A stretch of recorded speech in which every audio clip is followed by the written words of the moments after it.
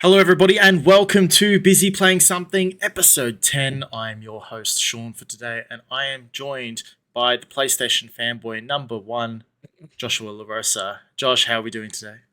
Numero uno. I'm well. I am now 30 years old, so since last episode I've jumped over into the big 30s and Yeah. mixed feelings. I got to admit, mixed feelings. I was sad to see my 20s go. Were you Kind of like a really? bittersweet thing. I don't know if you went through this. I was kind of like I was reflecting back on the last 10 years, like my 20s, right? And I'm like felt like I've done a lot. You know, like I started full-time work, what's that? In 2016. So I've worked in 3 different businesses now, married, built 2 houses, dogs, kids. A lot's happened in 10 years. So it was kind of like a nice, I guess, reflection point for me. And then the fear of like being in my 30s kicked in, and I'm like, is this why I'm learning manual now? Is that like I was just like, I need to learn something new. I need to do something new. Because I don't know about you. I'm the type of guy where if I'm not moving forward, like I feel like I'm moving backwards. Yeah. Um, so it was nice in a moment to kind of reflect and be like, man, I have done a lot. But then immediately like start freaking out that I'm not doing anything new at the moment. So I'm like, all right, I did start a new job. I guess there is that. But I was like, I need to, learn something new. So the manual kicked in and I'm like, all right, I'll start doing the manual driving. Um, but besides that, nothing really does change once you turn 30. Like, I don't know what I was expecting to happen, but what about you? Did you have like a reflection point? Or were you just happy to roll into your 30s or, Uh, well, how was that for you? it's funny that you mentioned that like you feel like you always need to be moving forward, otherwise you're moving backwards. That kind of like makes me think about that. I've forgotten the name of the It's from story, somewhere, right? but it's the story where the guy's pushing the rock up the fucking cliff, and Mm, and mm, and, mm. and he's always pushing it, and it happens like forever, and so he's pushing that rock up the hill forever. And the thing is, if he stops, then the weight of the rock is going to push him backwards, so he just keeps pushing it up.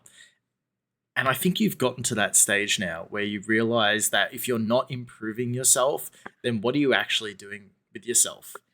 Kind of thing. Yeah, yeah. So I've kind of like, I've been in and out of my fitness and it's kind of come in waves, like, in terms of like when you have a baby, you don't really have too much time to like spend at the gym or anything like that. But I've kind of walked into my 30s and went, you know what, I need to really hone in on my fitness, get the manual driving thing going on, and set my goals for like the cars I want and things like that.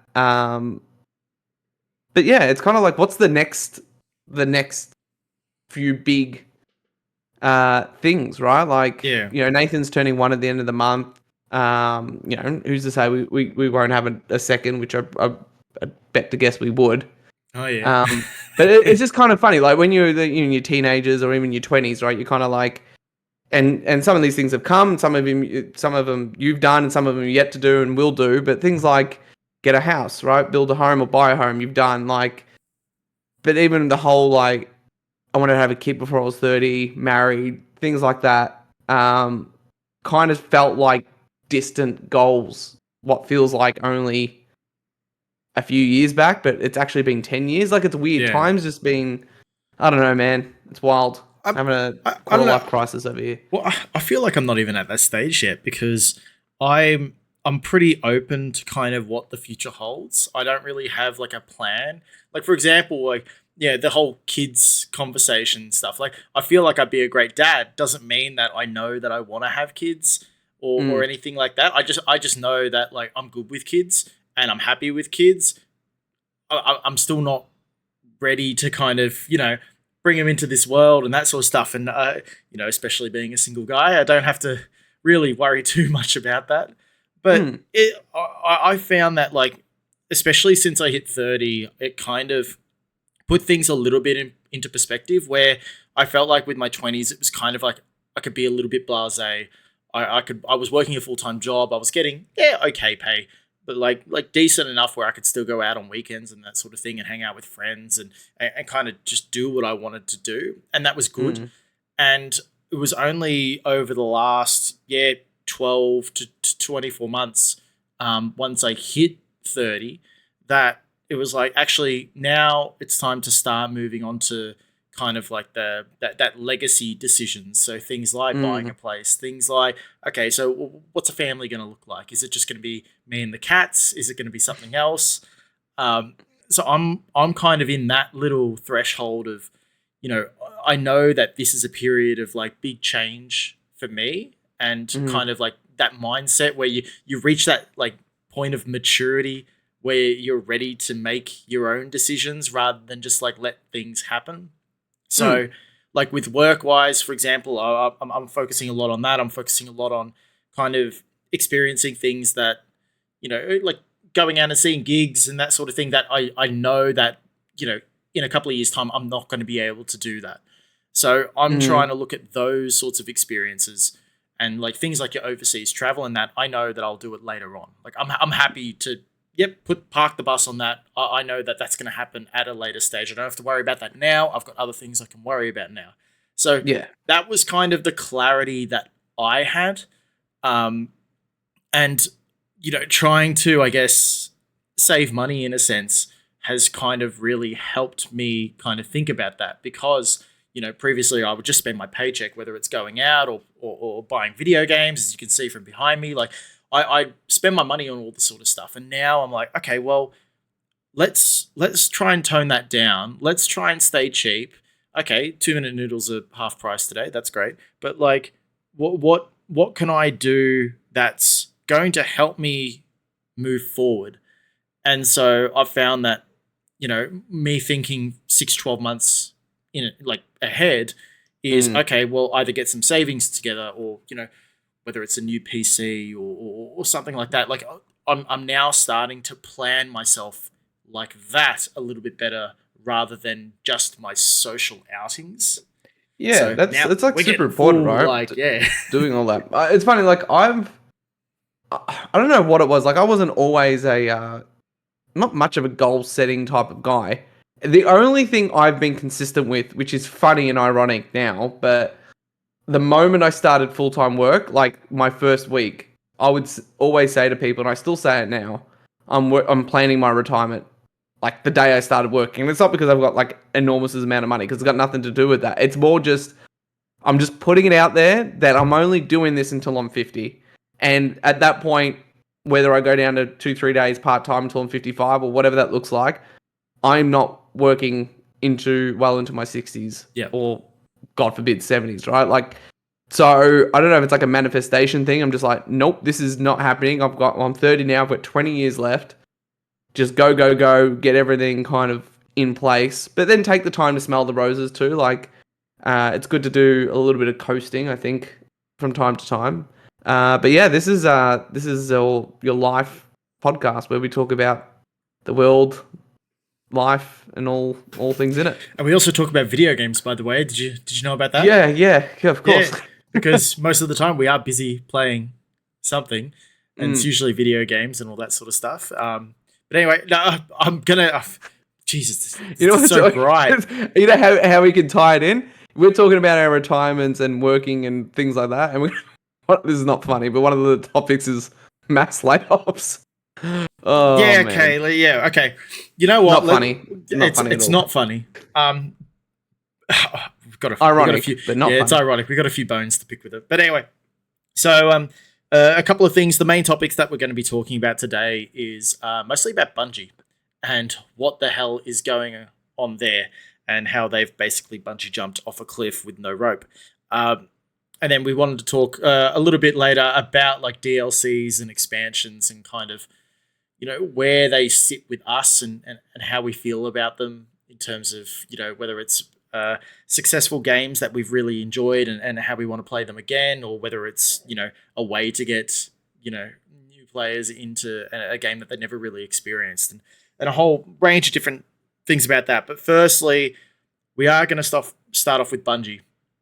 And so, Josh, I know you're very well aware. I'm extremely well aware that Bungie has undergone their second round of layoffs since the start of the year, where, and this is after the acquisition by Sony. So Mm. I think they've lost over 200 staff in this particular layoff. It was over 100 earlier on, there's only about 850 people left at Bungie, which includes working on some incubation projects. Obviously, you got Marathon there in the background. Uh, Destiny, obviously. we'll talk about Destiny 3 later. But what was, I guess, now that we know that there's a few issues at Bungie and they're starting to come more to light. When we look back at the position and the opportunity that Sony had to purchase them and have them as a studio in house, do we think that purchase has been a mistake? It's funny, right? I like the conversation, right? Because the news has been out there for a bit, right? So we're not going to necessarily go over what the news is, but like Sean said, in short, there was mass layoffs yet again at Bungie. You can probably find that basically anywhere on the internet. And what's good is like we can have the conversation, I guess, some deep dive analysis of things and where it all lands, what's good, what's bad, and what it looks like in the future. In terms of if the purchase was a mistake, it's hard to tell. Like a lot of the signs are pointing to yes, right? I think there was some. I read something on Twitter from, again, it's Twitter, but take it with a grain of salt. But apparently, a developer or some of the developers from Bungie were kind of talking about the fact that the team had, and by team I meant the leadership team, had kind of oversold themselves to Sony, and Sony purchased them at a premium. In terms of if the purchase was a mistake, it's very hard to tell. Sony clearly at the time was wanting to pivot to games as a service and lacked the expertise. So they purchased Bungie for a premium for their expertise in that field, and then to also help guide their first-party teams, like Naughty Dog and others, to making those styles of games. Now, since then, the pendulum has completely shifted, and it seems like Sony's now reverting back to more of a single-player focus. And that's where you can kind of see the quietness from a lot of their teams, because most of them either had games announced, released, or were working on these multiplayer games that got cancelled. And it's kind of like, well, we need to jumpstart and get back into single-player. So, was the purchase a mistake? I don't think so. At the time, it made sense, right? Because it's like, yeah, you don't have the expertise. Sony don't make multiplayer games as a service. Well, Bungie are one of the best. Let's bring them in. And again, people need to take into account it came at the time where Microsoft was buying out ABK. The industry was in mass consolidation, and maybe there was a bit of fear in Sony's eyes saying, hey, we can't let this go. There is an opportunity here. Let's jump on it while money is relatively cheap, right? That was at a time where inflation was not so much a thing, interest rates were low, but this is still Sony's biggest purchase ever. I think it's their biggest purchase like across Sony. Was it a mistake? Potentially though. Like there's been a lot of hurdles that have come from it.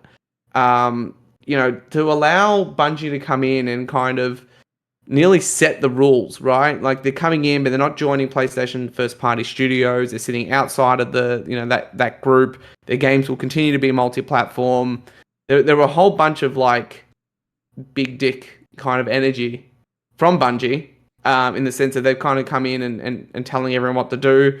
Naughty Dog cancelled Last of Its Factions. It came off the advice from Bungie, which now seems to have made sense, because I think the initial thoughts was Bungie was maybe saying, this ain't it, guys, and you guys shouldn't be doing this. And then, people are like, well, who are you to really tell Naughty Dog what to do, in the sense of, look what's happening to you guys. But it looks like the feedback may have been, hey, if you do this, you're going to completely fundamentally change your team. So that advice was obviously salient. But what are your thoughts? Like, there's a whole range of angles you can take it, and I think arguments for both. Yeah, I don't drink the Kool-Aid. I think it wasn't the best decision.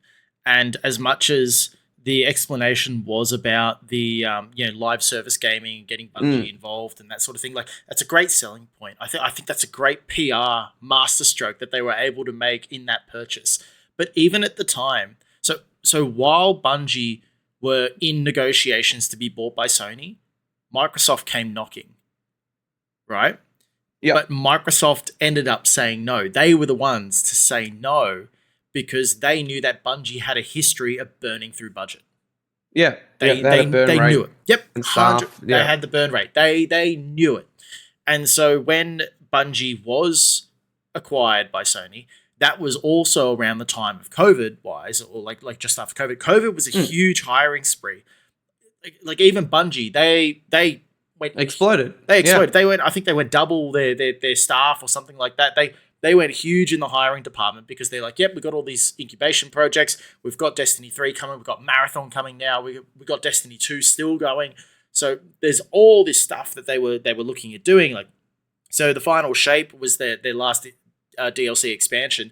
They were going to have episodes after that to kind of keep people coming back before, potential Destiny 3 or whatever it is.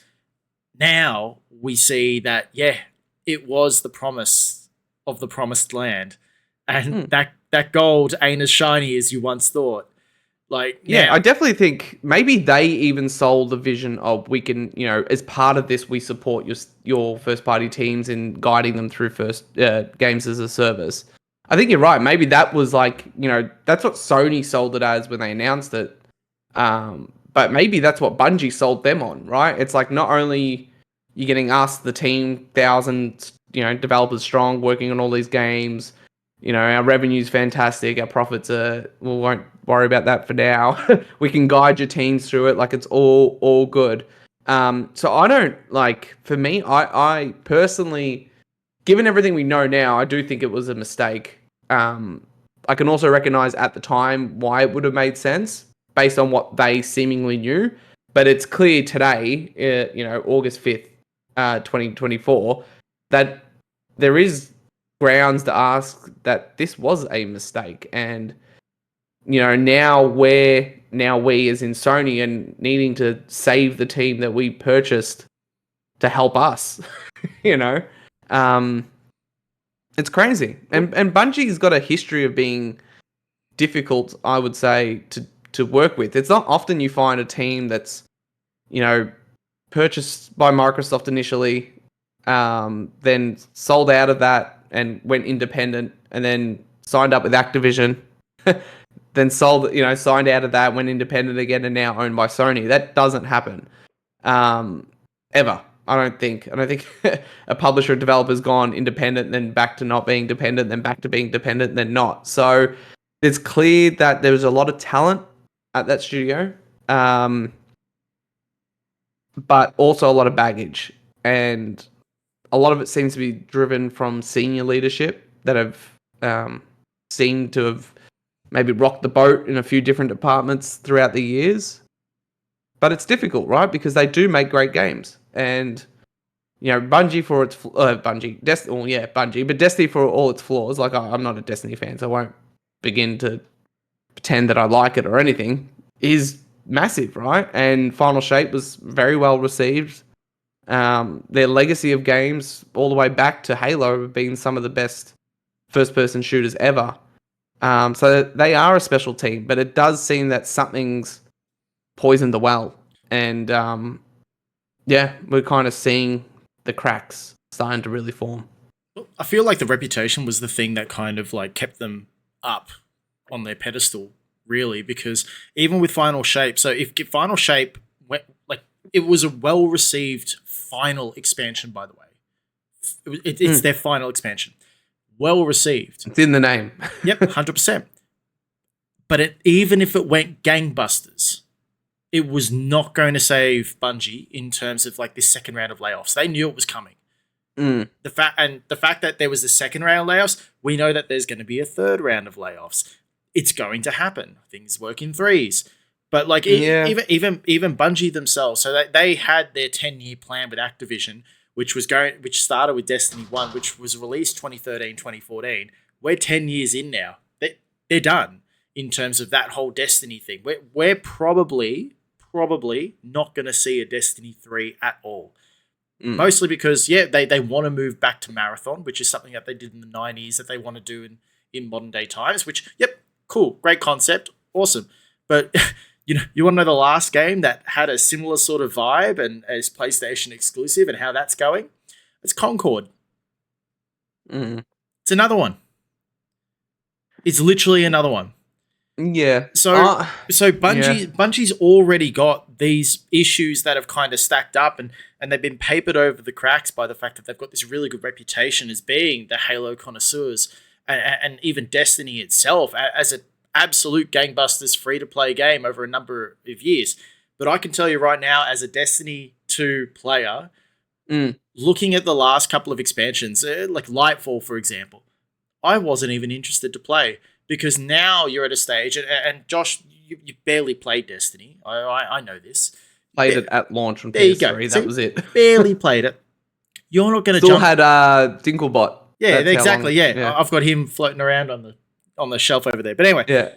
like you're not going to jump into Destiny 2 now and play the final shape because there's way too much stuff to think about. Like all the lore, all the things you need to know. Like as a new player, it's not like you can play. You know, when they went the free to play route, and they're like, yep, beginners can come in and play the Red War campaign, which was the main like basic campaign for Destiny 2, and then you kind of go from there.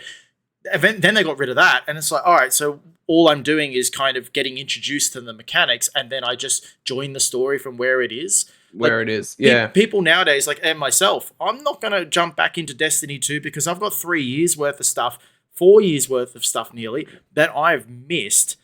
Why am I going to go back and try and learn all of that? It's way too much. Whereas if Destiny 3 was to release tomorrow, I'm picking it up and playing it because it's a fresh experience. And like, it's not to take anything away from Destiny 2, but the fact that you can't get players to come back because you don't have that big hook, plus the fact that like when leadership decided, yep, we're going to go and hire all these people during COVID, and then the people who are already there were going to move up, so they're all putting into management. All of a sudden, you've got all these managers, none of the grunt work, and then you're falling behind in terms of what you can deliver as a product. Like it's no wonder that they're having issues now trying to run all this shit. Yeah. So, like, I'm a little bit passionate about it because I played Destiny for a number of years. I was very excited by the lore. I love the gameplay. I think it's some of the tightest first-person shooter experiences like you can find, whether it's PC console, like, in terms of just movement design for a first-person shooter. I think it's exceptional. It's right up there. But Destiny 2 hasn't had the selling point to say, hey, come back and join this game. It's not like a Warframe where it's like, yep, we're going to be ever consistent, but we're going to be sitting there in the background and you could jump in and you're not going to be lost. Whereas with Destiny 2, it's like, okay, so hang on, Cade's back? Like, but didn't Zavala's voice actor die? So what's going on there? Like, you don't know what's going on. I go back to your point on will there be more? And I find that interesting to think about. My take on it is that I think Bungie were very clearly like too ambitious and grew beyond their means as what they should be primarily, which is a developer of games, and kind of grew into being this like, we want to be this mega publisher. We want to have our pillars in Destiny Marathon and a third game. We want incubation teams. Like that's kind of like a mini Sony, right? In terms of like the first party portfolio, multiple different teams. You're not a publisher primarily, you're a developer.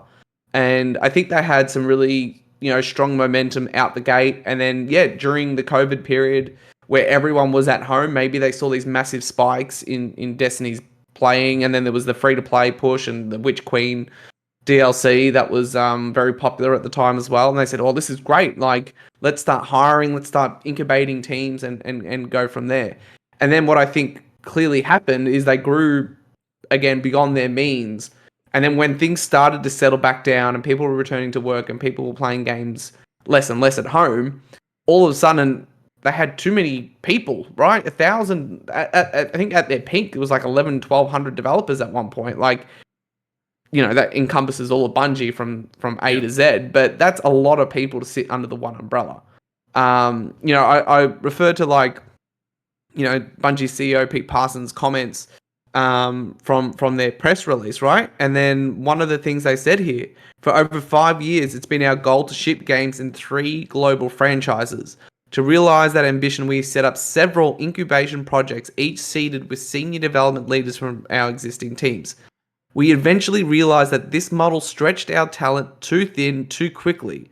It also forced our studio support structures to scale to larger levels than we can realistically support, given our two primary products in development, Destiny and Marathon. He continues on to say, we were overly ambitious. Our financial safety margins were subsequently exceeded, and we began running in the red. So basically, like, and excuse my bad pronunciation of that word, which I won't say again because I, for some reason, can't get it out. Yep.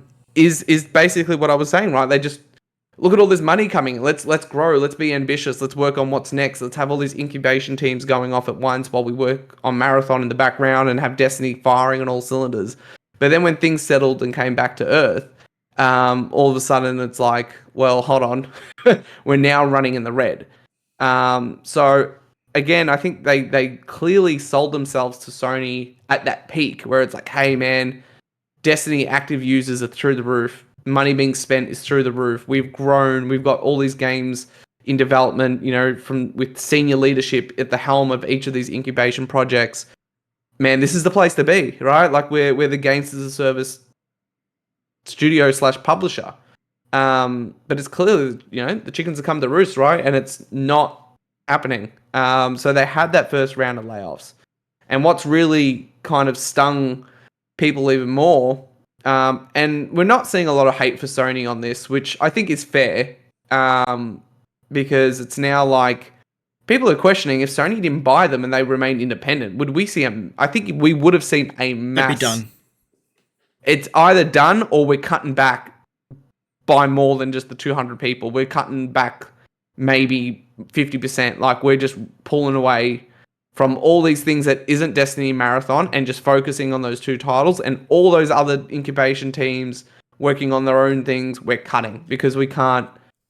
We're paying for all these people to work, but we've only got one game out in market, you know? And 1,000 people is a lot to support for one game. It kind of like no, that's all right. I was going to say that goes back to, so you remember Assassin's Creed? I'm pretty sure it was either Assassin's Creed 3 or it was Black Flag or Unity. It was around that mark. It might have been Unity. So that had I think it had the Guinness World Record at the time for the most amount of developers working on an individual game. And that amount was 600. Bungie right now has 850 after the second round of layoffs. And they've got one game out. And a lot of Ubisoft's team and studios are across the world, so they're in places where the cost of making games is cheaper too, right? Yeah. I think Bungie's in Seattle, I believe. They're in the States, right? They're an American team, so we're from Australia, so we don't know all that. But I believe they're a Seattle team, so... Sorry, my cat is like meowing like out the window, and I was like, what's going on? I thought it was something else. Anyway, sorry, go on. No, they're a US-based team, right? So they're going to cost per person... Washington. Yeah. Are going to cost more per person than maybe a team in Malaysia or something like that. So, yeah, it's crazy. Will we see more cuts though? I think part of it is a right sizing. You know, all jokes aside earlier, how we were talking about like ambitions, and then I made probably the crude joke around. Well, now we're going to be talking about layoffs. There is a part of it where it's like, I do think a right sizing was needed and a realignment of what Bungie is and needs to be needed to happen. And unfortunately, that comes with we've got to scale back and we do need to make some cuts. 850 is still a lot of developers. Huge. It is important to note though, like the 850 encompasses, the developers minus who were let go. But then there will be a further, I think it's 155 roles that will go over to Sony over the next few quarters and join teams throughout SIA. And I guess that's probably a good segue into like the next part of it, right? So the 250 odd people were let go, which made up around 17%. So, 220 roles let go, made up about 17% of the workforce. But in addition to that, right? So they already had the initial layoffs start of the year. Now the next 220. In addition, they're looking to integrate another 155 roles, which is another roughly 12% into Sony SIE, Sony Interactive Entertainment, over the next few quarters, right? So realistically, they're now going to be dropping to about, 700-ish developers? Yeah, just over, yeah. Yeah, so they're not actually, as much as they said, hey, look, we've still got 850 people here, that's going to continue to shrink. So the second part is, like I was saying, the integration of 155 additional roles beyond the 220. And then second, Sony will actually spin out one of the incubation projects. And they've noted this to be an action game set in a brand new science fantasy universe and form a new studio within PlayStation Studios to continue its promising development. That's wild in its own. I think that's Marathon. No, well, could be something else. A brand new science fantasy. It couldn't be, because Marathon is an existing IP, right? It's a sequel to a 90s game. I don't think it's Marathon. It's a new. Brand new is always. Nah, it's one of the incubation projects. I think we can well assume it's 6 of them. Yeah, one of those. So I think, again, what's happened, Sony's come in and said, hey, guys, we're taking over. I think Herman came knocking and said, right, this ain't working. We need to do something about it. You all right? It's the cats. It's all right. We can't hear it on our end, so just... Okay. We need to do something because this ain't working, right? So you need to cut. We are actively hiring for roles across SIE. We will take 150 odd of your talented developers. 3 for 3 industries have done the same thing as well. Yeah, 3 for 3 are hiring too. The whole industry is either consolidating and or growing, right? There is roles out there, limited amount, with all due respect. But yeah, look, we need developers. You guys have too many. Let's absorb some of your talent, which, again, I want to emphasize they are talented, into SIE over the next 4 quarters or whatever it is. And then this game, out of the 6 or 7 incubation projects that you had, looks the most promising. We'll take it. And what that means is that game falls out of the books of Bungie and now forms a studio at SIE, which will have its own remit, its own accountability, its own financial piece, right? It's no longer a cost of running Bungie. Yeah. So let's stop there at that point, right? Spinning off a team within a team to make a new team within SIE.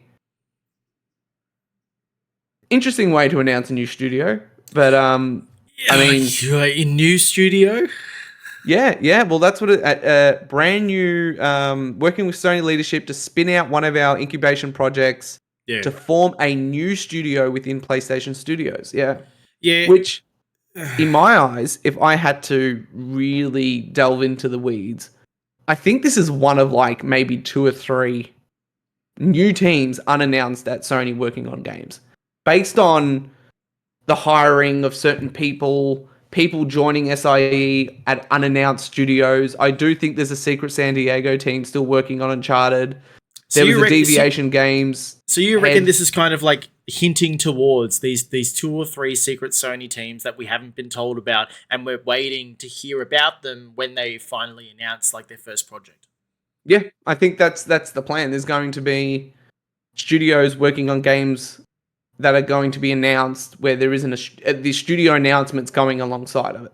That kind of leads towards what PlayStation's been doing recently, especially with how Xbox has kind of swung the big dick down through the doorway to be hey, we've got all these games coming, and PlayStation's yeah, we can sit back and do our own thing. So that does kind of feed the narrative where they're just doing their own thing, and then when they're ready to announce, they'll announce.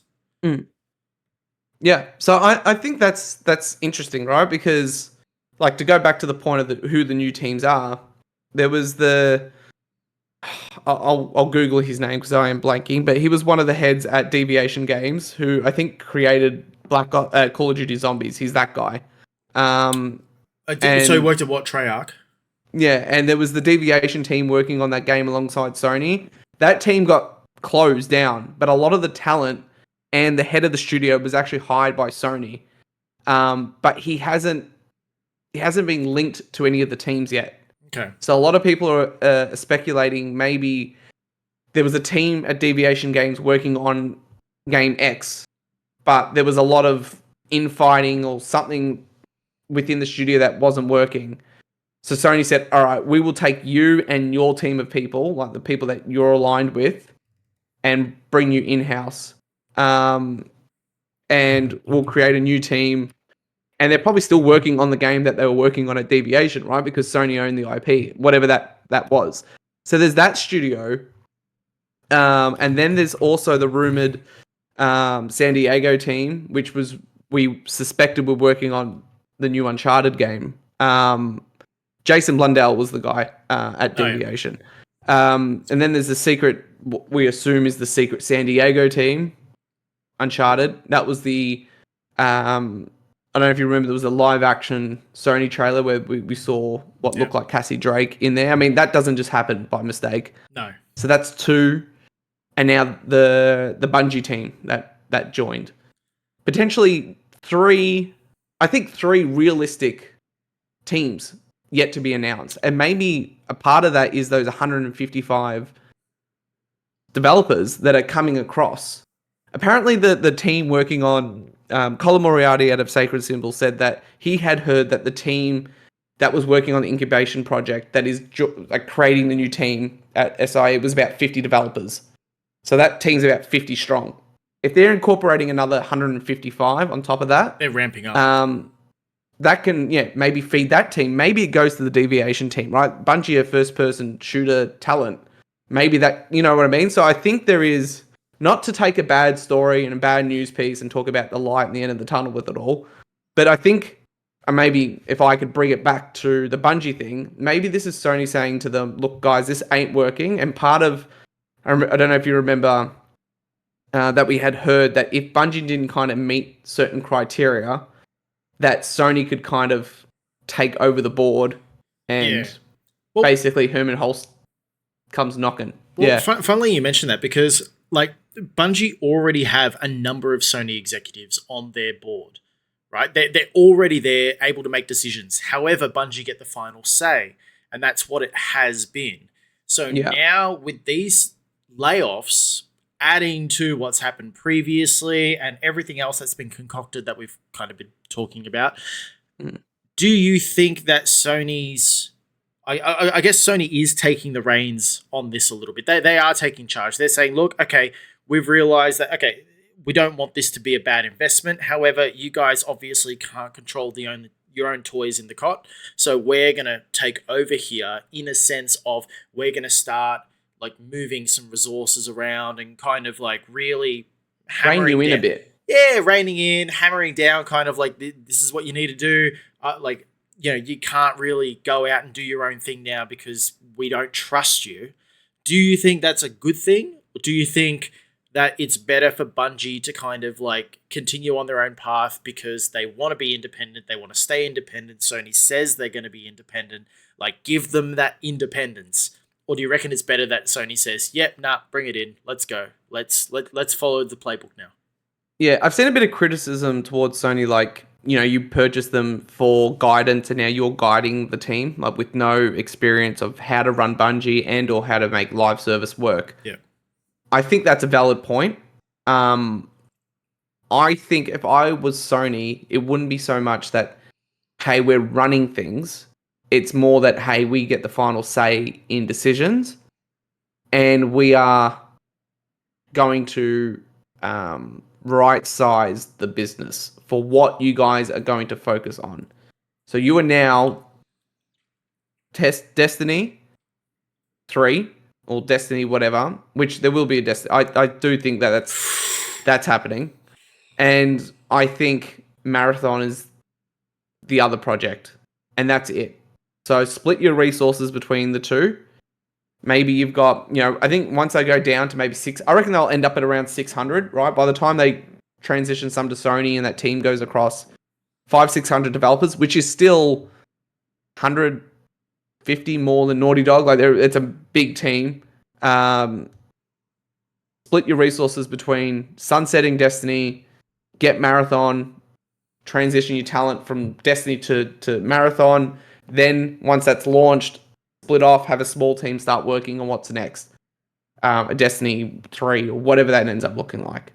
That's, I think, what Sony should do, but not kind of come in and say, this is the style of game we want, this is how we want you to make it, we want a story-driven thing.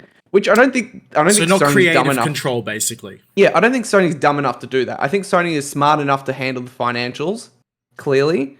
They make a lot of money. That, I think, should be... I mean, if I was a Bungie fan, I would probably be disappointed that, hey, my favorite studio is losing talent and now Sony's taking over. But the silver lining is, if not Sony, they would either be closed or would be a shell of their former self anyway. They'd be done. So they'd be done this is the Sony's buyout, to be honest. Best path forward. So you kind of shrugged when I said Destiny 3, but do you necessarily think that won't happen? If we see a Destiny 3, it's going to be like 2028 or something like that. It's going to be something ridiculous in the far future because... That's fine. It might be fine, but you've got to think about it. Like, Destiny 1 came out 2013. So you're saying 15 years later, we're going to do the third game in that series.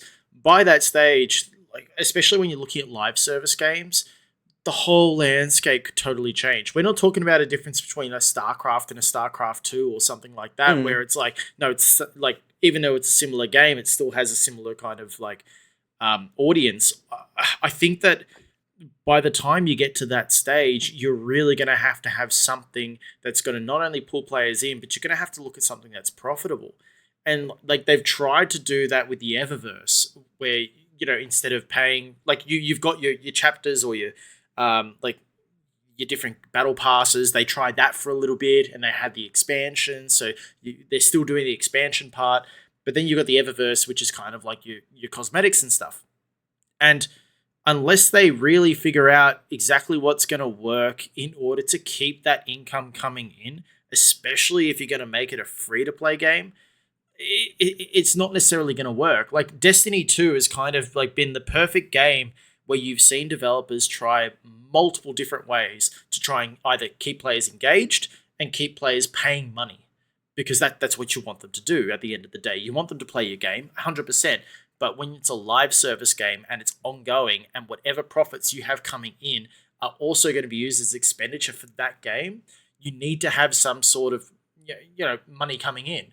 And when you've got a company like Bungie who are using the profits of Destiny 2 to be able to finance these incubated projects, as well as Marathon, as well as sell to Sony that, hey, look, we're doing good, like that, you're really sitting on basically one golden egg, hoping that that's going to keep going, hoping that it's not going to crack when COVID kind of finishes and everyone's like, actually, you know what, I want to play other games other than Destiny.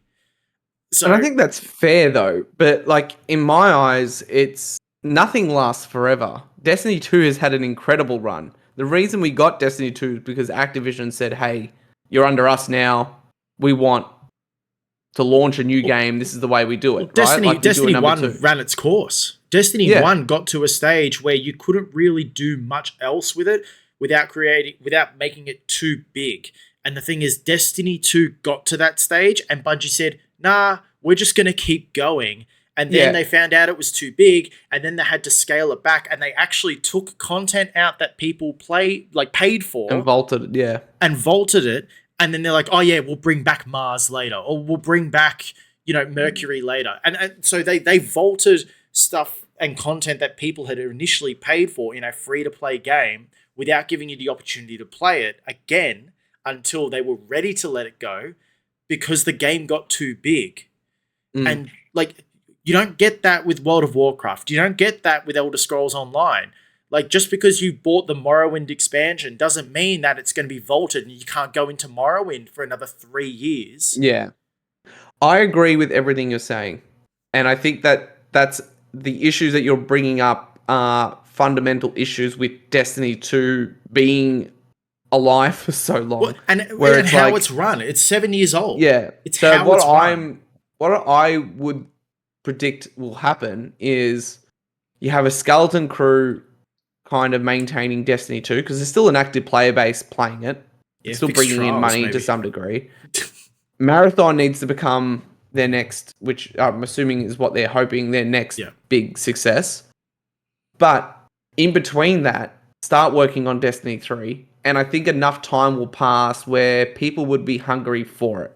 Because people have replicated or tried to replicate Destiny, but no one has been able to replicate Destiny and replicate Bungie's style of first-person shooting. For all its faults in terms of monetization, complicated way of telling a story and all those faults, which again, I'm not a Destiny fan, so I'm not going to pretend to understand, but I understand those pains, will go away if the game goes away. And then Destiny 3 becomes their opportunity to relaunch. And then it's their narrative to sort out. Are we going free to play or are we not? Are we now going to stand our ground yet again, which is what Destiny 2 was at launch, and it's a $70 game at launch?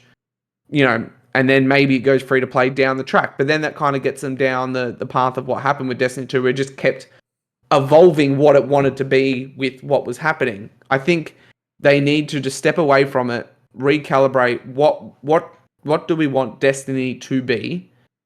And I, again, not being a super fan, would hope to trust Bungie enough to say, have another crack at it from scratch. And let's give it some space. Let's work on Marathon. Let's get people hyped for Marathon. Let's get people playing and paying for Marathon. And then, I don't know, midway or part of the PS6 generation, you get a Destiny 3 announcement. I think people will be excited to go back. If you give people time, I don't think like Destiny 3 can't come out in the next couple of years. That's why I think like 2028, like that's probably the earliest you want to be able to release it, because even a game like Marathon, which is meant to take Bungie into kind of like the next generation, and that's meant to be their next big thing moving forward, the reception on Marathon was super negative from the Destiny player base, because they're like, so hang on a second, are you giving up on Destiny? Like, it doesn't matter about it's Destiny 2 or Destiny 3, but like, it felt like, okay, so you've built this world, you've built this game style, you've got all these different ways in how you wanted to engage players, and now you're like, all right, we want to do our 5v5 online shooter. My understanding is Marathon's an extraction shooter, not like a yeah. But that's the thing, because that's what it feels like. Because a 5v5 extraction shooter, okay, Rainbow Six Extraction, like that, Rainbow Six Siege, like, okay, so what's different? Okay, so it's like semi Destiny skins.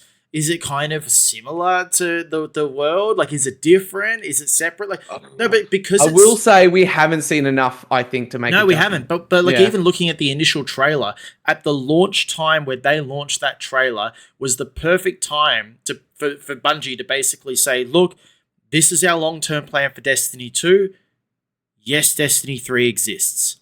But instead of saying that, they said, oh, look, we have an expansion coming up, which, by the way, wasn't like Final Fire, it was Lightfall. They're like, okay, we have an expansion coming up for Destiny 2. Also, we've got this new online multiplayer shooter coming, which is based off a 1990s idea that we had as an initial game, and now we're bringing it to light, and that's Marathon. And like, at the time, it was like, that's not what people wanted.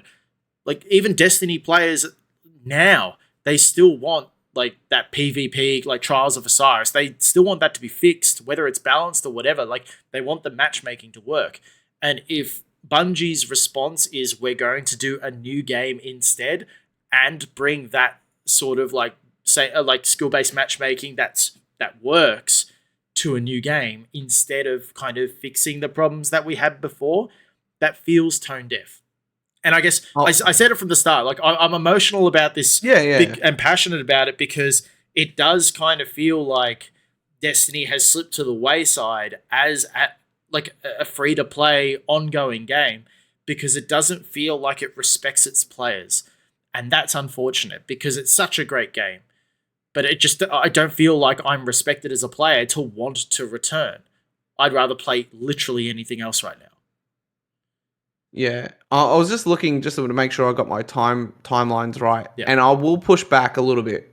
I feel that Lightfall came out in February of 2023, right? Yeah. Obviously, negatively reviewed. I think the Marathon announcement, which happened in May of 2023, so 2-3 months later, was kind of met with Sony's purchased you. The last thing you released was shit, and I'm not excited for what's next because the thing I love is, yeah. So I think there's that kind of emotion from people and fans of the game. I don't think if they like, to your point, if they were to announce a Destiny 3 after releasing Lightfall, that wouldn't have been met very well either. No. So I think they just had to go with what the cards that was dealt, right? Lightfall didn't turn out to be great. They had a game ready to announce. Destiny had to end at some point.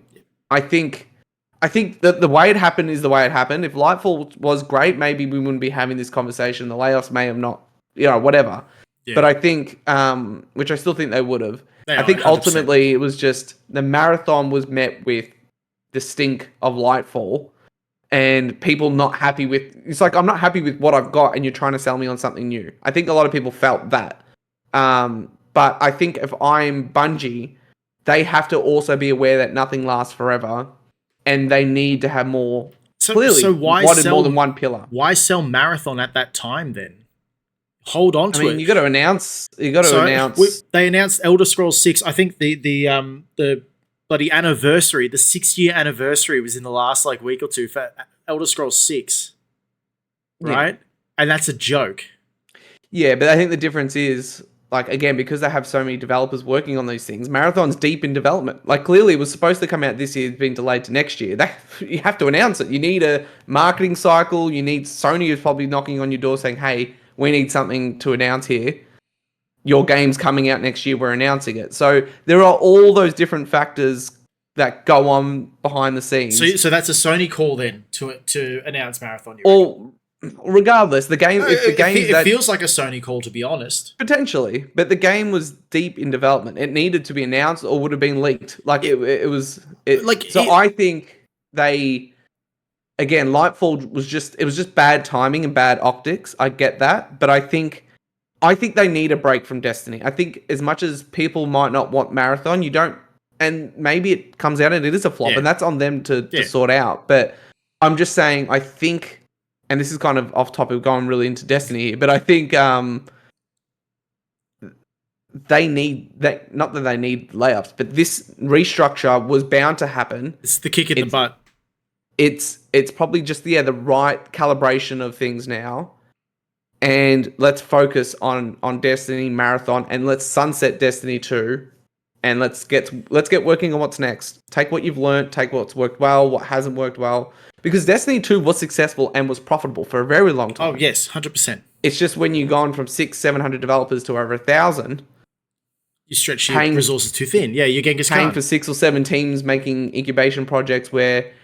If that team that's going over to Sony is 50 strong, and that's one of the incubation teams, who's to say that the other 6 projects weren't 50 developers strong? Ultimately, those incubation teams might make up 1 or 2 AAA studio-sized teams all up. Potentially. And you're paying for those. Okay, so I guess the last point, and I think I already know your answer, but do you think it's a good idea for Bungie to now take a break and sunset Destiny 2, give it its final year or whatever, close it off early next year, or when Marathon releases, let Marathon be its game, and then after a period of time announce Destiny 3? Or do you think that, you're finishing up Destiny 2, you got Marathon coming up, tell people about Destiny 3, it's on the way?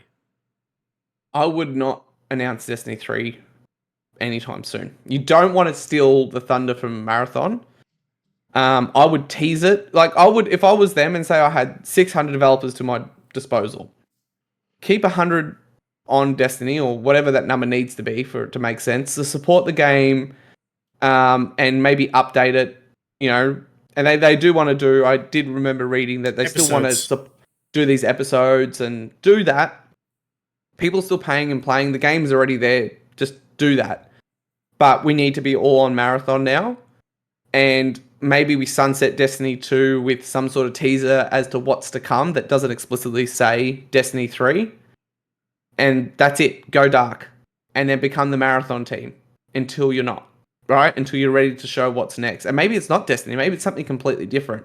But I will stand on the grounds of if Destiny 3 was to be the game, even though time had passed, games as a services will continue to evolve and change, there will still be a very strong reception and want for Destiny and Bungie back in 2029 or whatever that looks like. So, and if that's the case, is it better that Bungie works on their own games, or do you think that they should do as they were been purchased by Sony and help the other teams with their games as a service, even though they've moved away from the games as a service? Obviously, we still have some games that are on the way, that are deep in development. Do you still think that Bungie should lend the helping hand, or do you think Bungie just needs to work on what's happening in their own household? I think they need to fix what's there first before going to the other teams. There will be, by the order of Sony taking over the board, probably more integration anyway. And like we said before, 150 developers are going to be moving from Bungie into SIE anyway. So a lot of that shared knowledge and skill set is just coming across, regardless of Bungie themselves coming in and supporting games or whatever. It's just going to happen inherently, right? So I don't think so. I think they need to just fix their own home first. And like you said, Sony's pivoting away. Really, it is just Concord. Fair Games is the other one. Yep. That's really it, right? Naughty Dog cancelled their game. There was a Spider-Man multiplayer game not happening. Wolverine coming. Yeah, but they're going back to their single player because that's what the fans want. That's what was working. That's what was working, and I can't blame them for wanting some of the multiplayer pie. And I think the way they did it with like teams that weren't, they shouldn't have involved. This is a side topic, but they shouldn't have involved the likes of Naughty Dog or Insomniac. Do Last of Us factions. Yeah, like leave those guys alone. All right, go to Fire Sprite and do Concord. Fair enough. That would have been makes sense. It's a team that no one knows or cares about. No disrespect to the team. You can take that risk. You could take that risk. You can like take the that reputational risk.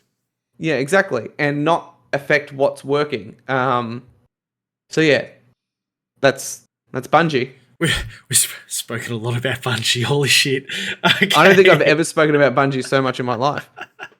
All right, we are going to move on to a different topic, which probably won't be as long as that whole. Probably talk. A bit lighter too. Yeah, probably a little bit lighter. And this is about what makes the perfect DLC or expansion. Now, before we do move on to the next topic, make sure if you haven't liked the video, give it a like. If you haven't subscribed to our channel here on either YouTube or Spotify, Google Podcasts, Apple Podcasts. Are we on Google Podcasts yet? No, I haven't done that. Still going? You say that like every week. It's YouTube Music. It is YouTube Music. YouTube Music. All right, cool.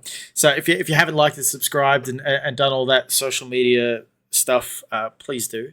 But we will move on to our next topic, which will be a little bit more lighthearted. And that's about what makes a perfect DLC or expansion.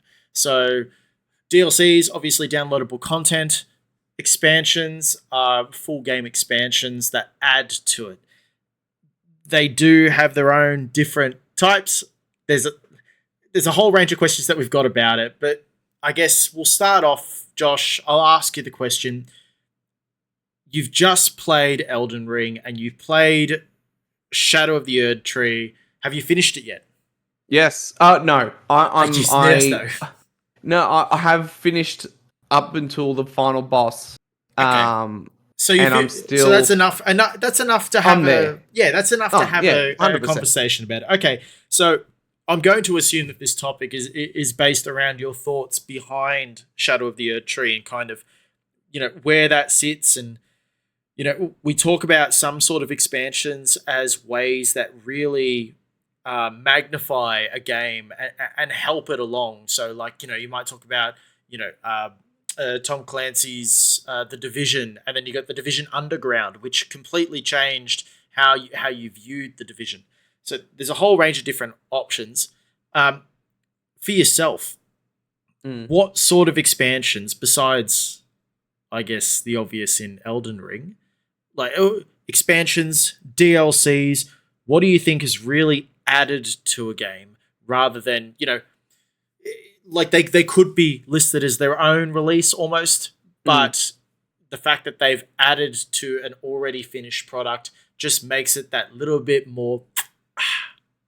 Yeah, I'm taking a different stance. I don't really like DLC most of the time. What a bitch.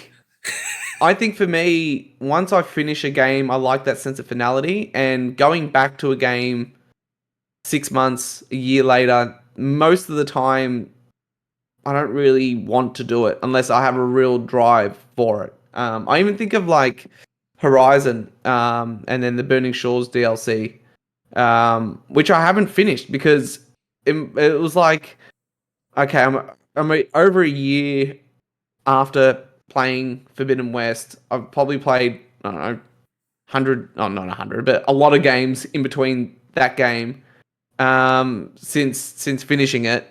And I purchased it. I, put it on. I'm like, oh, it's good to be back. And then immediately just got my ass kicked, and immediately was like, I have to relearn this game. Yeah. So a lot of the times I tend to not really want to play DLCs or expansions. My favorite types of expansions, though, are the ones where it's a completely separate kind of standalone experience. Okay. And like for me, the contrast to for Burning Shores would be like Miles Morales was to Spider-Man, where it's, I guess it's technically its own game, but it's kind of within the world. That's the stuff I like. If I was at Sony, that's a separate experience, kind of like. yeah, like a separate Yeah. experience, a budget title, within the world of a game.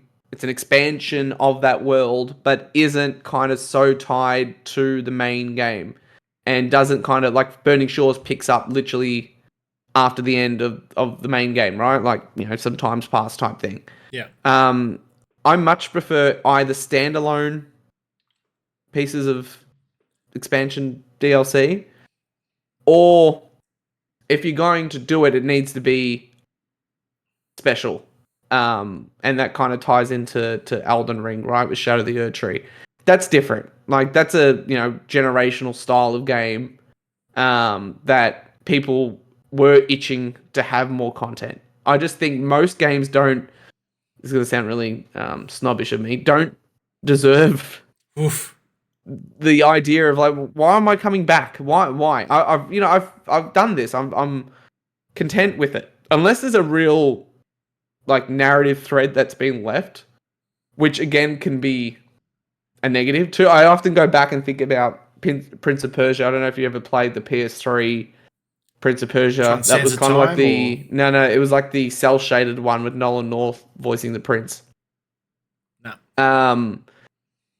That ended with a cliffhanger that you can only get the ending if you played the DLC, right? That stuff I definitely don't like. Yeah, no. But then there's like other positive examples is like the Lost Legacy expansion or DLC for Uncharted 4. Loved it. Separate game. Separate game, playing as Chloe, not Nate. Perfect. I'm in. I love the world.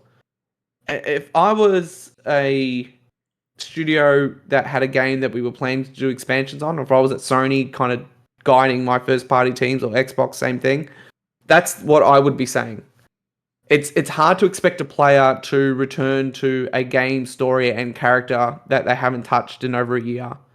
But it isn't too much of them to ask to come back to the world and just kind of enhance the story, advance the story, but not kind of demand kind of the skill set of just finishing the game. Like Burning Shores kicked my ass because I'm like, I don't even remember how to take down one of these things. Like it's been multiple games since then. Elden Ring had that, but even Elden Ring kind of really set itself apart and was its standalone thing. Like the whole leveling system in the DLC is completely independent to the main leveling system in the main game. And it's its own map, it's its own kind of thing. That's kind of a separation that it was enough for me, even if it wasn't, again, a generation style of game. So that's typically how I interact with most DLCs. My rule of thumb, most of the time, if it's a game I like, if the DLC or expansion's coming on its own disc, it's probably warranted enough for me to play it. Okay. How's that? All right. So You like that, don't you? Well, because it ties into what I'm going to say, but you're going to hate what I say. So I had to think about this, about what my favorite DLC was and my favorite expansion was. And I'll start off with the expansion. So the expansion is on a separate disc. However, it's still part of the main game. You can't play it separately. It's not a standalone expansion. And so my favorite expansion was actually The Elder Scrolls 4 Oblivion, The Shivering Isles, which is actually one that I've recently finished in the last couple of months, from the Xbox 360 version, by the way. I felt like that was, and it was an expansion of the world, because you had the Mad King, his own area. It was a completely different area with its own stuff. You had to get there through the main game, that sort of thing. But it still felt separate. Like you had to install the expansion like disc, and then like the portal would open up, and you had to do a particular quest, and then the portal opened, and you can jump in, and then you do your thing.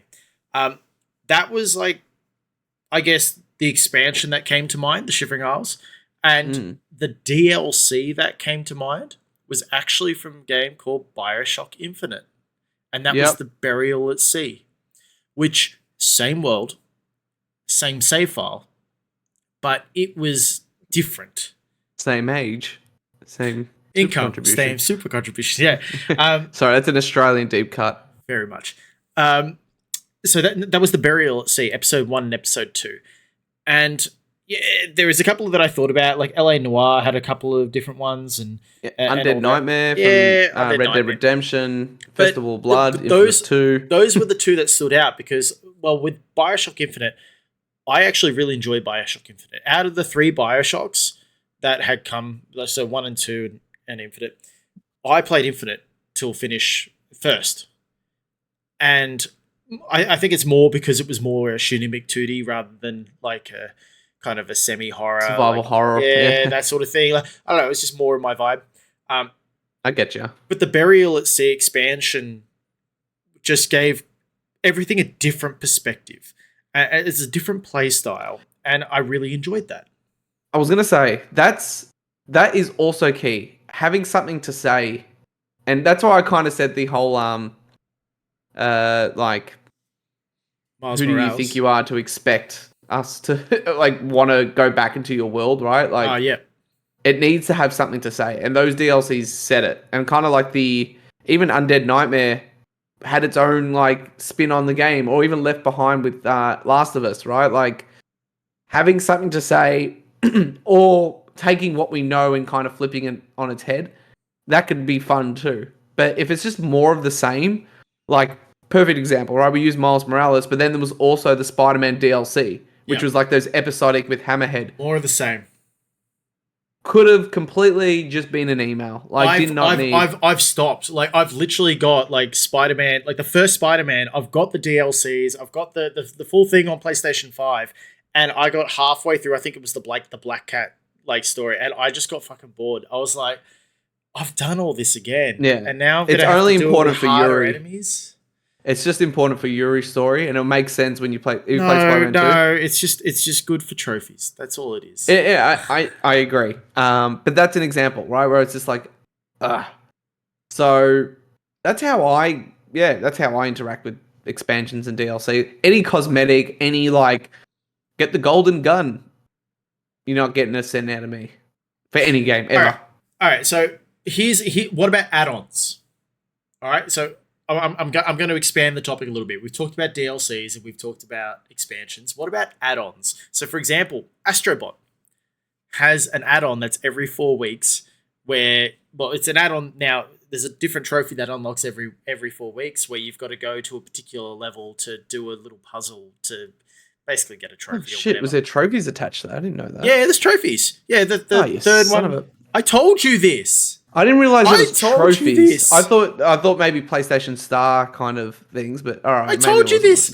So so there was one that was like on the 1st of August, and the last one is on I think the 28th of August because Astrobot comes out on the 6th of September, so a week beforehand. Yeah. And so for each one, like you go to one of the levels and you've got to like do this puzzle that wasn't available beforehand, and basically you do this little puzzle. It takes about 3 minutes, not even, and then you get the trophy. Boom, and that's made me keep Astrobot or Astro's Playroom installed on my PS5 because I know that there's going to be another one that every 4 weeks leading up to Astrobot that's going to get me to go back and play. But the thing is, I enjoyed that because there's no like steep learning curve. As you were talking about with Horizon, you've got to figure out how to grapple enemies and how to do everything. You've got to figure out how to stealth, you got to figure out the controls again. With Astrobot, it's jump or it's punch. Yeah. And maybe there's a jump glide punch. involved. Yeah, right? Yeah. That's all you have to worry about. And then it's just about using your brain. And I really appreciate those kinds of add-ons or DLC, whatever you want to call it, because you don't have to really press yourself to get back into it. So like a game like The Witcher 3, I'm already I'm a little bit like, ooh, that's going to take 100 hours. And then you've got 2 expansions for it. And I'm like, oh, fuck. So that's another Blood and Wine's probably one of the best. Yeah, exactly. You could talk about how good it is, but that tells me that if I want to finish the game and do the 2 expansions, that's 150 hours. And in my mind, I'm already like cowering in the corner, thinking like, "Holy crap! How am I going to finish 150 hours?" Yeah, no, I get that. I don't really add-ons. Yeah, it's a bit of a weird one. Like, not really. I don't know. Updates. It's like a title update. Like, it's kind of like when Spider-Man gets like new skins, right? It's like, oh, we've added the Spider-Man suit from. Yeah. Yes and no. Like you because you got things like Sea of Thieves, like games like Sea of Thieves, which is I would say a game as a service. I think it's pretty much in that realm, and you've got your major updates. But like Helldivers has got that too, right? But you've got your title updates during, and so a title update might be like so we're gonna unlock like this particular type of mission, and there's like 6 achievements attached to it where you got to go to these islands and pick up like X amount of like treasure chests or whatever. The same game mechanics, same difference. Because it's a game as a service and it's something that you're already used to going back and playing, it's just a little bit extra. It's not like a single player game where you get to the end credits, you finish the story, you see the credits, and then 3 to 6 months later, they're like, oh, you want to come back? Like that, I think that's probably the hard part. It's got it all that DLC expansion, add-ons, whatever. It's all linked to what the game expects of the player. If it's a game where the player expects to be in every week and expects things to happen, 100%. Helldivers, same thing, right? You go in expecting that there's a new whatever. Something. Yeah. But I'm not like wanting to turn back on whatever game.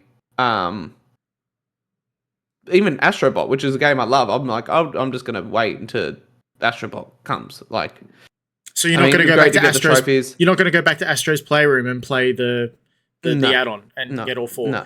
You can get all in 10 minutes. Yeah, I know.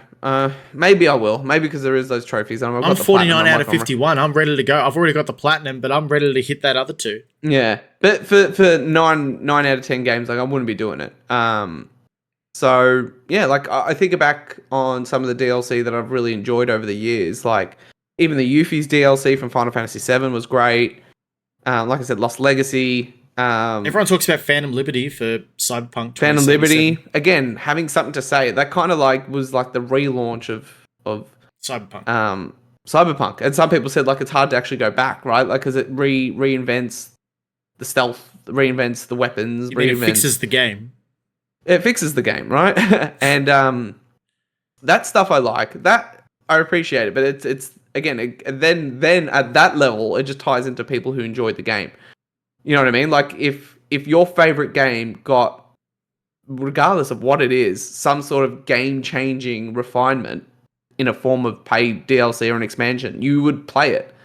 Okay. It's when it's like, it's okay, we've added 10 more skins and there's a new sword and there's like a nice gun. I'm like, okay, whatever. Or there's like story content. I'm like, this is, I don't really care about Hammerhead and what the hell's happening here. Okay. So like, okay, let's turn it on a different angle then. What about games that have released, that have had, whether it's expansions or add-ons or something like that? Let's say a game like Sleeping Dogs, right?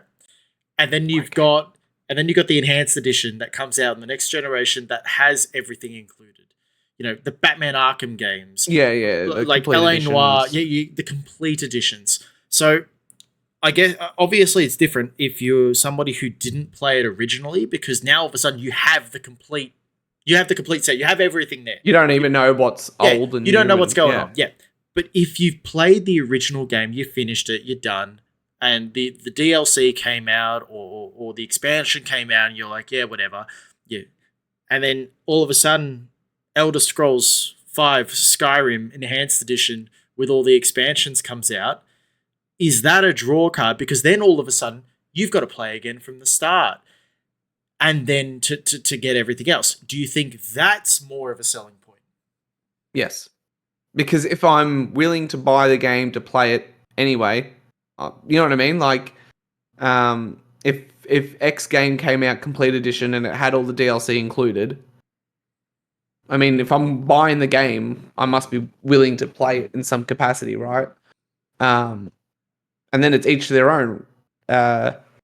There is, I think, an untold concern or, I guess, fear with that is like if a game's really good and the DLC is really, really, really bad, and then it's like a complete edition, you play it all at once, could it sour your feelings of the base game if you hadn't played it before? Like if you just experience this game with all the DLC as your first playthrough, and the DLC kind of feeds into the story, and you wouldn't know without actually Googling it, what was DLC and what was base game. And then you're change. Like, oh, it could change it. So there is the risk with that, but I think most of the time it's all. Well, and then you got the other side. So you got a game like Mass Effect 3. It had 3 endings, and then they released like a kind of an add-on or DLC that had all these other different endings. So now when you go and play the Legendary Edition of Mass Effect and you play Mass Effect 3 through that way, all of a sudden it's just that's normal. Mm. So you're almost rewarded for your first time round to be later on. Yeah, 100%. 100%. Okay, so then so let's go even further than that. So is it almost better when you know that there is a game coming out that's going to have DLC or going to have an expansion? It's going to have these. Is it better to wait for the complete edition? Or is it better to play the game and then play the DLCs and expansions when they come out? Because I'm at the stage now where when I look at games that come out brand new, if I know it's a one and done, okay, easy. I'll get it. I'll give it a go. Done. Like for example, your Final Fantasy VII and your Final Fantasy VII Rebirth and all this. I know there's going to be nothing much extra. Like the Yuffie DLC, okay, but that's not really adding really. You can get that separately. Whatever. You're not going to get a complete edition with that. But for things like, your BioShock and those sorts of games that do have all these expansions and DLCs, and then all of a sudden they have a complete edition that comes out a couple of years later, is it better to wait for that and wait for that full product? I mean, if you're playing games like we do, no. Like, I wouldn't, be excited for a game and be like, I'm going to wait because I'll know there'll be DLC. I'm one of those weirdos where it's like, people hate day one DLC, but I'm like, if you're going to have DLC, I'd rather it be there day one. And if I want to do it, I'll just play it and buy it there and then. And I'm like, I'm playing through this, so this is the time to get me. I'm not coming back 6 months later. So I know that's controversial because the whole, but it's literally on the disc and they just charged us for it. If they're going to do DLC anyway, I'd rather just play it day one. Obviously, you'd want it to be part of the main game and free and all that. I'm not saying that, but I prefer it to be there day one. I'm not waiting though. Like, I don't think I'd ever wait for a game I like or would like or think I want to play. I wouldn't go, no, I'll wait. And See, like, come back. I'm in two minds. So, for example, like, let's look at Assassin's Creed as an example. So, Origins, Odyssey, Valhalla, they all had expansions, and they all had like extra DLC that you can get as part of the main game, right? All three of them did. Assassin's Creed. What was the recent one? I've forgotten the name of it already. Mirage. Nothing. Right? Nothing. So Assassin's Creed Shadows is coming out. So I'm already thinking about getting it day one, purely because I'm interested in it. I want to give it a go. But then there's that voice in the back of my head that says, yeah, but if there's a DLC or expansion or something like that, wouldn't it be better to just get like the complete edition when it comes out in a year's time and you can get it for $20 cheaper? I mean, if you got the patience to do it, if anything, the game's going to be in much better shape in a year's time, regardless of DLC, probably because the game will be broken at launch, potentially. So there is that. If you don't mind that, like, that's what I'm saying. A lot of the times people say game, it's an expensive hobby, but you can do it on the cheap, right? Whether that's subscription, whether that's like not playing everything that comes out day one, like I tend to do and spend a lot of money. If you got the patience and you don't mind, wait. You're getting the best versions of the games, running the best with all the content. But again, it goes back to like if that's the way you want to do it. Like for me, I probably won't play the DLC for Origins, for Shadows. I'll just play the main game. Yeah, and that's probably because I'll be happy with the content that's there. And like Assassin's Creed in particular, the expansion content seems to be kind of like the mythical side of that universe, whether that's Egypt or whatever. I mean, once I'm done, I'm done, right? So I was like that with Ghost of Tsushima. Like I finished Ghost of Tsushima, I got the platinum on it, and then they released Ghost of Tsushima Legends, and I was like, so there's a new game plus as well. Oh, you mean the Icky expansion? Yeah, and I played the Icky, like the island, but then they had Legends and they had New Game Plus, and I was like, do I really want to play through again? And I played through the expansion area because I'm like, all right, it's still like close enough where like I know what I'm doing, so I don't have to like relearn everything. But I didn't want to have to play through the game from the start, and I didn't want to have to worry about the multiplayer stuff and to try and get in a room with other people and figure that out. I was like, no. Ghost of Tsushima was my single player experience. I went through all of that. I was more than happy with that. And now you're giving me an extra little bit to go to. I'll do that. But that's also the risk of it too, where it's like, okay, so this is like set in the world of Ghost of Tsushima, but it's like midway through, so it doesn't affect the ending. So why am I even really? Yeah. What does this add? And then again, it comes to the timing piece, right? Like you said, would I buy a game complete edition if I hadn't played it? And yes, but I will also buy a game if it's like, hey, this PS4 version, we're doing a PS5 upgrade and it comes with the DLC that's launching at the same time. Well, then, I'll be like, I'm interested to see how this game runs on new console and I'll play the expansion for a game I like. That makes sense. But it all comes down to taste because I think, people like say, this game's, it's a cop-out. Sony's selling The Last of Us again. It's for whoever wants it. If you don't want it, don't buy it and they won't make it because no one's buying it. Like, it's not... It's as simple as people want it, they make it. And you know what? The simplest explanation for that one there is Mario Kart 8. Because Mario Kart 8, big seller on the Wii U for all 20 million units, and I own 2 of them, whatever. And then it released on the Switch as Mario Kart 8 Deluxe. Basically the same thing, a little bit more refined for the console. But they've had the expansion tracks. They've had the expansions you could buy, whether it's tracks or characters. Then they had the booster pass, and they've had all this extra stuff on top of it, which makes it a much superior game. But like Smash Brothers, right? Exactly. But not only that, it sold over 60 million units. It sold console people like. It sold more than every single other Mario Kart. It sold nearly twice the amount that there's Xbox Series consoles in the world. Yeah. Well, the Switch... Yeah. So okay, well, actually, speaking of Switch, like, by the way, the PlayStation 2 is at 150 mil, yeah? 155-ish, yeah. Switch is catching up. Oh, yeah, 100%. Wild. Switch is in the 130s to 140s. No, I think they're like 140 or 145. They're only like 10 million behind. They're so close. They're so close. Yeah. Anyway. Yeah. But like I can see that there is definitely a selling point to buying a game when it first comes out, and then there's like another version that has these DLCs and expansions, and I liked DLCs and expansions for what they offer, as long as I don't feel like I have to continue what I've been doing, especially if it's been so delayed. If it was 3 6 months ago, even like that's way too long. I forget how to play. You're gonna have to start me from scratch. Like make it a new experience, like your Spider-Man Miles Morales. Like that works better for me, and I'm pretty sure that works better for you as well. Like or like that's what Burial It at Sea does. did for Bioshock Infinite.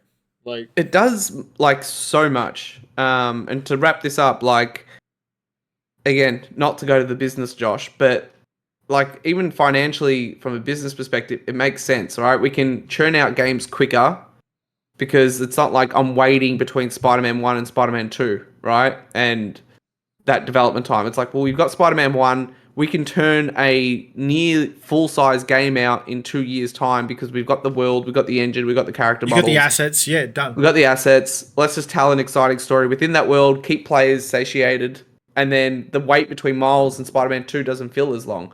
It's a win-win from everyone. They make more monies, they make more monies. They make more money, they sell more copies. The wait between games is shorter. Why? I don't understand why that isn't happening with every Sony game or Xbox game or whatever. Maybe not Xbox games because they've got so many developers making games they don't need to do that. But Sony, man, why are we waiting?